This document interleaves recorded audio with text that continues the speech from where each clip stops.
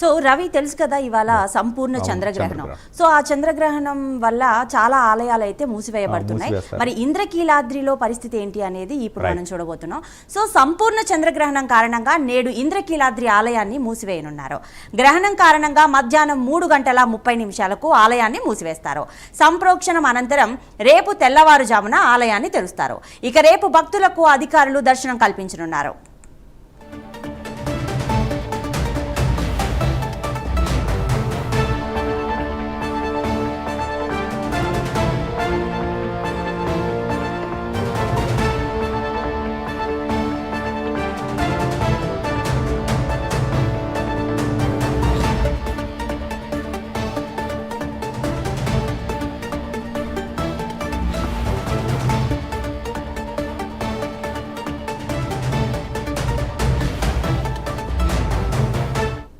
సంపూర్ణ చంద్రగ్రహణం కారణంగా నేడు ఇంద్రకీలాద్రి ఆలయాన్ని మూసివేయనున్నారు.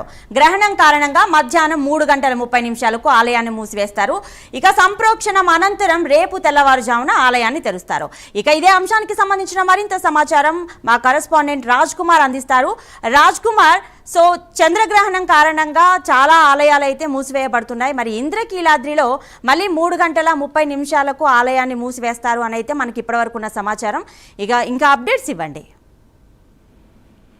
ప్రతిభ చంద్రగ్రహణ సందర్భంగా ఇప్పటికే రాష్ట్ర వ్యాప్తంగా ఉన్నటువంటి పలు ఆలయాలు మూతపడనున్నాయి. అయితే ఈ క్రమంలో మళ్ళీ తిరిగి పునఃప్రారంభం అయ్యి ఆ దర్శనాలకి సంబంధించి కూడా ఆలయాలకు సంబంధించినటువంటి ఈవోలు చాలా స్పష్టంగా చెప్పారు. ఇదే చంద్రగ్రహణం సందర్భంగా ఇంద్రకీలాద్రిపై కొలువు ఉన్నటువంటి శ్రీ దుర్గామల్లేశ్వర స్వామి దేవస్థానాన్ని మూసివేయడం జరుగుతుంది. దాదాపుగా ఈ సందర్భంగా కనుక చూసుకుంటే ప్రధాన దేవాలయంతో పాటు ఉప ఆలయాలన్నింటినీ కూడా మూసివేయనున్నట్లు కూడా తెలిపారు.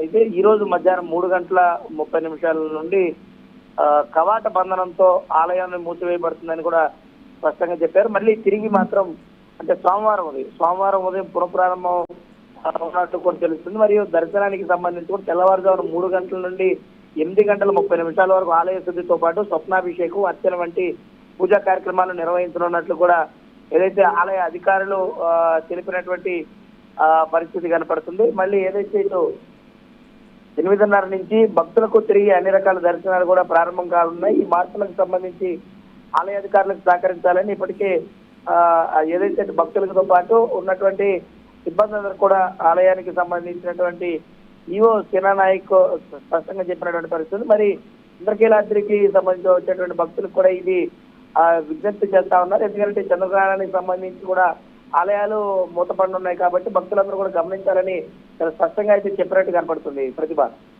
రైట్.